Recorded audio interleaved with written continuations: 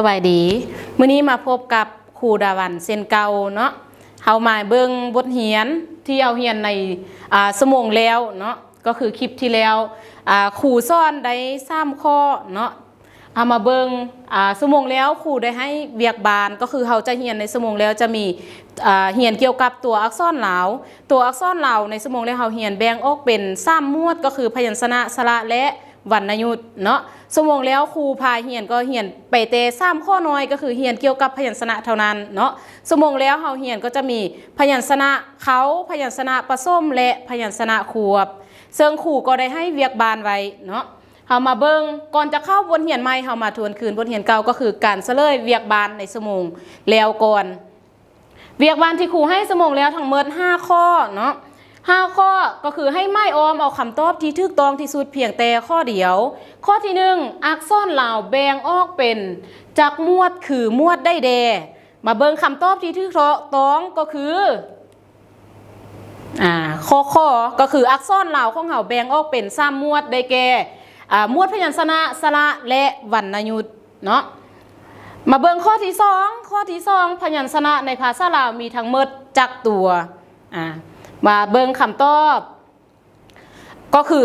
33ตัวก็คือข้องอเนาะพยัญชนะในภาษาลาวมีทั้งหมด33ตัวมาเบิ่งเฉลยข้อที่3พยัญชนะเขาในภาษาลาวมีทั้งหมดจักตัวก็คือพยัญชนะเขามีทั้งหมด27ตัวไปต่อข้อที่4พยัญชนะผสมในภาษาลาวมีทั้งหมดจักตัวมาเบิ่งคำตอบก็คือพยัญชนะในภาษาลาวมีทั้งหมดพยัญชนะผสมในภาษาลาวมีทั้งหมด6ตัวเนาะได้แก่ตัวงอตัวนอตัวมอตัววอตัวลอเนาะที่เราเรียนในสมงแล้วมาเบิ่งเฉลยคำตอบข้อที่5ข้อใดแมนอักษรสูงทั้งหมดเบิ่งคำตอบก็คือข้อขออักษรสูงของเขามีทั้งหมด6ตัวเนาะซึ่งประกอบมีขอสอทอพอฟอหออันนี้จะแมนเวียกบานที่ครูให้ไหนสมงแล้วเนาะเว้าเกี่ยวกับพยัญชนะอย่างบ่ทันหมดเนาะเพราะว่าเวลาเฮาหมดก่อนในสมงแล้วมื้อนี้ครูจะพามาเรียนต่อเนาะก็คือเรียนเกี่ยวกับพยัญชนะต่อก็คือบทที่2ต่อตัวอักษรคือเก่าเนาะมาต่อข้อที่1จำสี่อักษรแกนหรือเฮาเอิ้นอย่างหนึ่งว่าพยัญชนะแกนคำถามอักษรแกนแม่นแนวใดอักษรแกนมีจักตัวคือตัวได้แดอันนี้จะเป็นคำถามลองคุณควาลองคิดเบิ่งว่าอักษรแกนมันแม่นแนวใดเป็นอย่างจึงเอิ้นว่าอักษรแกนมาเบิ่งคำตอบนำกันอักษรแกนแม่นพยัญชนะที่เอาเสียงของมันไปเป็นแกนเสียงของคำเว้าเนาะคือตัวอย่างคำว่าไปอยู่ในนี้ตัวปอจะเป็นอักษรแกนก็คือตัวปอจะไปเป็นแกนเสียงของคำเว้านั้นๆเนาะคำว่านักเรียนตัวนอตัวหอจะเป็นอักษรแกนก็คือเอาเสียงของมันไปเป็นแกนเสียงของคำนั้นส่วนอักษรแกนมีทั้งหมด33ตัวคือกับพยัญชนะในภาษาลาวทั้งหมดนั่นเนาะก็คือ33ตัวแต่ในบรรดา33ตัวนี้แบ่งออกเป็นอักษรแกนล้วนๆคำว่าอักษรแกนล้วนๆก็คืออักษรแกนที่เป็นอักษรแกนอย่างเดียวก็คือมีทั้งหมด25ตัวตัวอยู่ในนี้ก็คือตัดอักษรแกนจำพวกหนึ่งออกเนาะอักษรแกน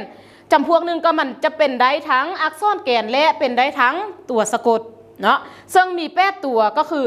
กงอยดนบมวเมื่อ33มาตัดออก8มันก็เหลือ25เนาะฉะนั้นให้เข้าใจง่ายๆก็คืออักษรแกนล้วนๆมีทั้งหมด25ตัวส่วนอีก8ตัวก็คือจะเป็นทั้งอักษรแกนเป็นทั้งตัวสะกด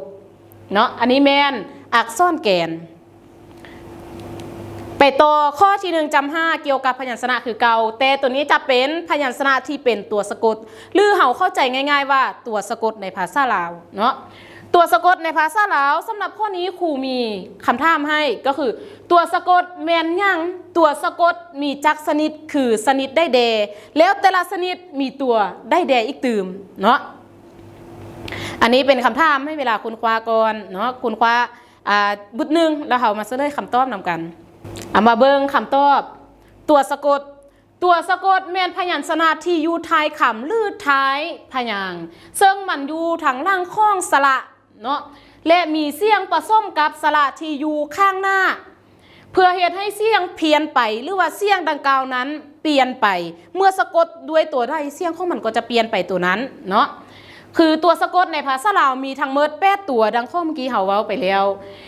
ตัวสะกดในภาษาลาวมีทั้งหมด8ตัวได้แก่โตกอโตงอโตยอโตดอโตนอโตบอโตมอโตวอในบรรดาตัวสะกดทั้ง8ตัวนี้เฮาสามารถแบ่งออกได้2ชนิดเนาะก็คือจะเป็นตัวสะกดเป็นและตัวสะกดตายตัวสะกดเป็นมาเบิ่งนิยามของมันเนาะตัวสะกดเป็นก็คือตัวสะกดที่สามารถพันเสียงไปกับวรรณยุกต์ใดเนาะซึ่งมี5ตัวด้วยกันได้แก่ตัวงอตัวยอตัวนอตัวมอและตัววอตัวอย่างการนำใช้เส้นคำว่าตัวอย่างกลางกล้วยกินกาม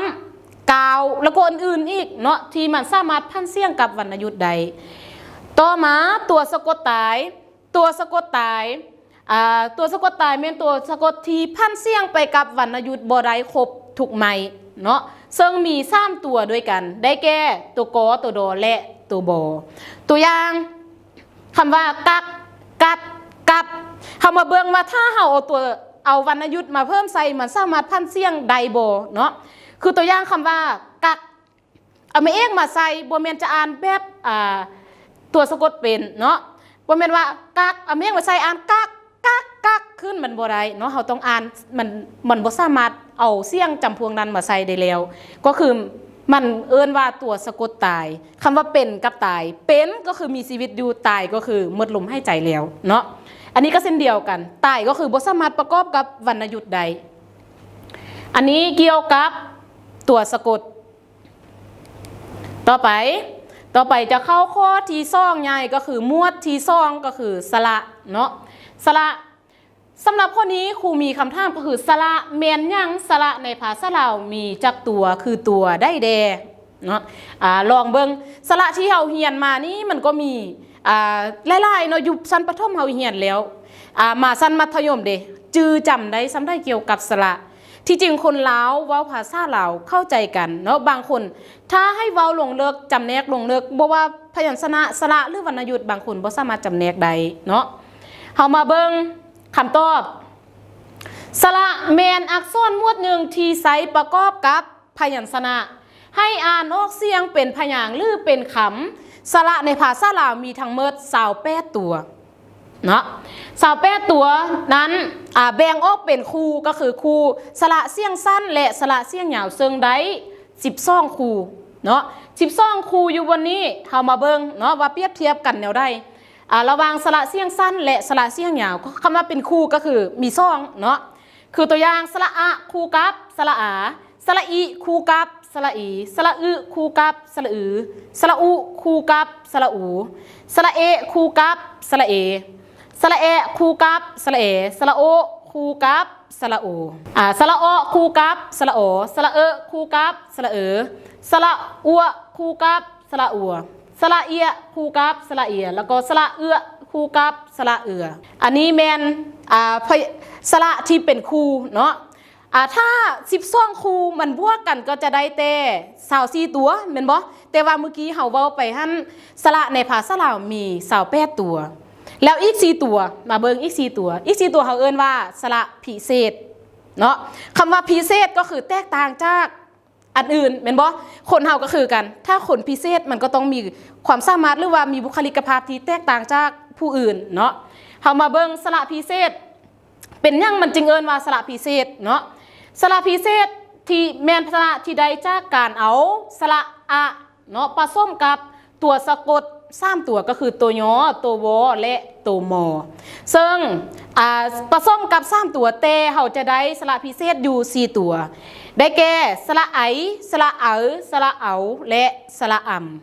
ำมาผสมเดี๋ยวได้เนาะเฮามาเบิ่งตัวอย่างอยู่ในหั่นจะแม่นตัวสะกด3ตัวก็คือตัวยอตัววอและตัวมอแต่ว่าอยู่ในนี้เนาะที่ผสมกันได้ที่ผสมกันแล้วได้4ตัวก็คือสระไอกับสระเอาจะ แมนผสมกับตัวโยส่วนสระเอาจะผสมกับตัวโวสระอำแมนผสมกับตัวโมเนาะสระทั้ง4ตัวนี้เขาเอิ้นสระพิเศษย้อนว่ามันบ่สามารถใส่ตัวสะกดใดอีกแล้วเพราะว่ามันมีตัวสะกดอยู่ในตัวของมันเนาะก็คือตัวสะกดทั้ง3ตัวนั้นอันนี้แมนสระพิเศษแล้วก็สระในภาษาลาวเนาะไปต่อข้อที่3ข้อที่3อักษรมวดสุดท้ายเนาะก็คือวรรณยุกต์สำหรับข้อนี้ครูมีคำถามให้คุณควาวรรณยุกต์แมนยังวรรณยุกต์ในภาษาลาวมีจักไหมคือไม้ได้เดเนาะเอิ้นว่าไม้ก็ได้เอิ้นว่าฮูบก็ได้เนาะอันนี้แมนคำถามครูจะให้เวลาในการคุณควาหลังจากนั้นเราจะมาเฉลยคำตอบนำกันเนาะมาเบิ่งคำตอบวรรณยุกต์แมนอักษรหมวดหนึ่งที่ใช้สำหรับบังคับเปลี่ยนเสียงเพื่อให้สำเนียงคำเว้าเปลี่ยนไปจากสำเนียงเดิมหรือว่าคำเว้าเดิมเนาะก็คือจะมีเสียงขึ้นลงเพื่อตอบสนองจุดประสงค์ของผู้เว้าวรรณยุกต์ในภาษาลาวมีทั้งหมด4ไม้หรือว่า4ฮูบเนาะลักษณะที่1เอิ้นว่าไม่เอก2เอิ้นว่าไม่โถลักษณะที่3เอิ้นว่าไม่ตีลักษณะที่4เอิ้นว่าไม่จัตตวาหรือเฮาเข้าใจง่ายว่าไม่เอกไม่โถไม่ตีไม่จัตตวาแต่ส่วนหลายภาษาลาวเฮาที่ใช้ในการเขียนเนาะการเขียนและการเว้าส่วนหลายจะมีลักษณะใส่หลายที่สุดก็คือไม่เอกและไม่โถเนาะส่วนไม่ตีไม่จัตตวาเฮาบ่ค่อยจะเห็นแต่ก็ยังได้นำใช้อยู่เนาะคือตัวอย่างที่ครูให้อยู่นี่มีแต่2ตัวอย่างเนาะคำว่ากาเฮามาเบิ่งว่าถ้าใส่วรรณยุกต์เข้าไปแล้วมันจะมีเสียงขึ้นลงแนวใดคำว่ากาถ้าใส่วรรณยุกต์เอกโทตีจัตตวาเฮาก็จะอ่านแบบลักษณะปฐมเลิศแล้วเนาะก็คือกากากากากาเนาะมันจะขึ้นมีเสียงขึ้นทำนองขึ้นลงตามไม่เอกไม่โทที่เฮาตื่มใส่คำว่าปาก็จะออกเสียงเป็นปาแล้วก็ปาปาปาปาปาปานี่มันจะออกลักษณะเสียงขึ้นลงคล้ายๆกับทำนองของดนตรีเนาะแล้วเสียงขึ้นลงยังบ่พอความหมายของมันก็เปลี่ยนอีกตื่มถ้าเฮาใส่วรรณยุกต์เข้าไปคือตัวอย่างคำว่ากาลาละเนาะวรรณยุกต์เฮามี4ไม้หรือ4ฮูบแต่ให้เข้าใจว่าวรรณยุกต์ในภาษาลาวมีอยู่5เสียงเนาะก็คือเสียงสามัญเสียงเอกเสียงโทเสียงตีแล้วก็เสียงจัตตวาคำว่ากาเฮาบ่ปรากฏวรรณยุกต์แม่นบ่เฮาเอิ้นว่าเสียงสามัญกาก็คือชื่อของสัตว์ชนิดหนึ่งหรือเอิ้นอย่างหนึ่งก็คือวัตถุอุปกรณ์ที่เฮาใช้อยู่เฮือนคือครัวก็คือไว้ใช้ต้มน้ำเนาะอันนั้นก็เอิ้นว่ากาเช่นเดียวกันถ้ากาเอากามาใส่ก็จะเป็นมากกาตัวอย่างเนาะมากกามือกาเที่ยวมือกามือเนาที่เขาจะไล่แบบคนบูหานเนาะถ้ากาถ้าเฮาเป็นนำใส่ก็เช่นคำว่ากาห่านกาที่เป็นต้นข้าวเนาะกาให้เข้าใจว่าภาษาลาวบางเทื่อเฮาสะกดได้แต่มันก็บ่มีความหมายเนาะคำว่าปาเป็นวรรณยุกต์ที่เป็นเสียงสามัญเนาะเสียงสามัญก็คือโบปรากฏวรรณยุกต์ก็คือคำว่าปาก็คือซื้อเป็นสัตว์น้ำแม่นบ่เป็นสัตว์น้ำส่วนเอาไม่เอกวรรณยุกต์เอกมาใส่เป็นปาก็หมายถึงผูผ้าปาไม้เนาะมีต้นไม้ใบหญ้าปาบัดนี้เอาวรรณยุกต์โทมาใส่พัดว่าได้คำว่าปาก็คือเป็นไล่เป็นแบบท่านานามเนาะท่านานามทางครอบครัวก็คือป้าก็คือเอื้อยของพ่อหรือเอื้อยของแม่ป้าคำว่าป้าอยู่วันนี้มันจะกลายเป็นคำที่เขามักใส่เอิญเนาะวัยรุ่นเขาจะมักใส่เอิญหรือว่าคนในปัจจุบันใส่เอิญเป็นลักษณะคำจืมจากภาษาจีนตัวอย่างป้าแปลว่าพ่อเนาะสีใส่เอิญคำพ่ออันนี้จะเมนวรรณยุกต์เนาะให้เข้าใจว่าวรรณยุกต์ในภาษาลาวมี4ไม้หรือ4ฮูบแต่ว่ามันมี5เสียงสำหรับมื้อนี้เฮาเรียนหมดเพียงแต่ซำนี้เนาะก็คือสำหรับบทที่2เฮาเรียนหมดเพียงซำนี้ก็คือจะมีพยัญชนะสระและวรรณยุกต์เนาะสำหรับมื้อนี้เรียนซำนี้แต่ว่าครูก็มีเวียกบ้านให้คือเก่าเนาะ สำหรับเวียกบ้านก็คือจะเป็นคำถามแบบปาละไนคำถามแบบปาละไนแบบเลือกตอบก็คือให้ไม้อ้อมเอาคำตอบที่ถูกต้องที่สุดเพียงแต่ข้อเดียวข้อที่1อักษรแก่นล้วนๆก็คืออักษรแก่นอย่างเดียวเนาะมีทั้งหมดจักตัวอยู่นี้มี4คำตอบให้เลือกก็คือข้อกอมีทั้งหมด24ข้อขอ25ข้อขอ26ข้องอมี27ข้อ2เนี่ยข้อใดต่อไปนี้แมนตัวสะกดเป็นทั้งหมดเนาะเมื่อกี้เขาเขียนไปเขาอ่านไปแล้วเขาเฮียนไปแล้วสำหรับข้อนี้ก็มี4ข้อให้เลือกคือเก่าข้อกอประกอบมีตัวงอตัวยอตัวนอตัวบอและตัวมอข้อขอประกอบมีตัวงอตัวดอตัวนอตัวมอและตัววอข้อขอตัวงอตัวยอตัวนอตัวมอตัววอข้องอกองอยอนอมอสังเกตเบิ่งดีๆเนาะครูจะมีข้อผิดหรือว่าตัวที่ผิดตัวหนึ่งปนอยู่ในหั่นเนาะสังเกตดีๆข้อที่3สระในภาษาลาวมีทั้งหมดจักตัวข้อกอ25ข้อขอ26ข้อขอ27ข้องอ28เนาะไปต่อข้อที่4วรรณยุกต์ในภาษาลาววรรณยุกต์แม่นยังสำหรับข้อนี้มาเบิ่งคำตอบมีอยู่4คำตอบเนาะวรรณยุกต์แม่นอักษรที่ใช้บังคับเปลี่ยนเสียงแม่นอักษรที่ใช้ประกอบกับสระข้องอแม่นอักษรที่มีเสียงสูงต่ำเนาะข้อสุดท้ายสระเสียงสั้น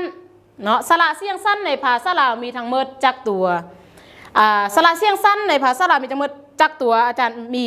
4คำตอบเนาะก็คือ8ตัว10ตัว12แล้วก็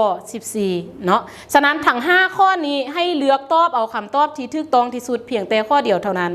ส่วนการเฉลยคำตอบเนาะครูจะให้พวกน้องไปเฮ็ดเวียกบ้านก่อนแล้วสมองหน้าเฮามาเฉลยคำตอบนำกันเนาะสำหรับมื้อนี้